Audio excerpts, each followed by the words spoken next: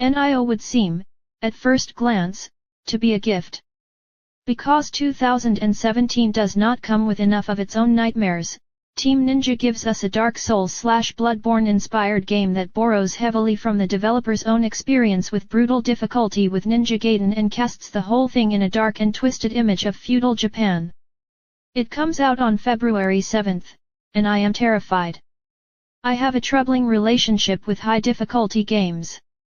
I hate the idea that Dark Souls doesn't have an easy mode because it feels unnecessarily exclusive, but I suit up nonetheless. I profess that high-level StarCraft is a maddening experience the human brain was never meant to endure, but I will occasionally play on brutal and click my fingers off. Bloodborne remains the worst and best of it all for me. It nearly drove me crazy, and yet it stuck itself in my head more than any other game for years.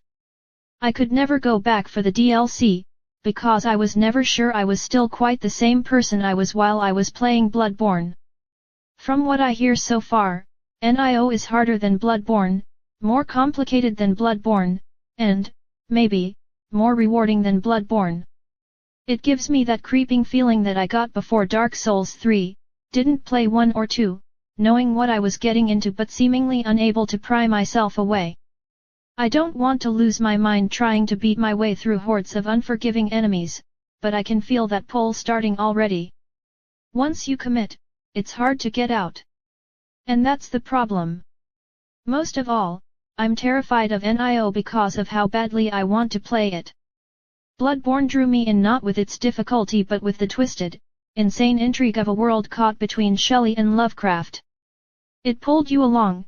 Very early on, you see a lonely brute just sort of pounding at a door, moaning. If you bother him, he lashes out with a rock, swinging mad and desperate, almost sad if it weren't for the violence.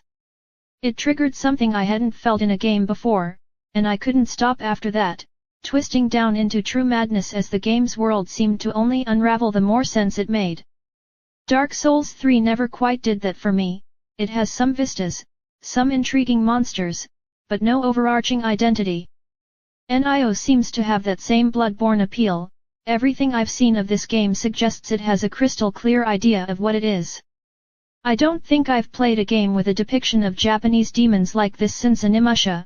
I'm sure there have been some, and every screenshot oozes with a nightmarish version of reality that does to feudal Japan what Bloodborne did to Victorian England.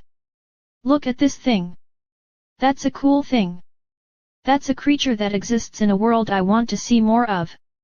I wish I could see more of that world without subjecting myself to the brutal difficulty of this game, but it does not seem like that's going to happen.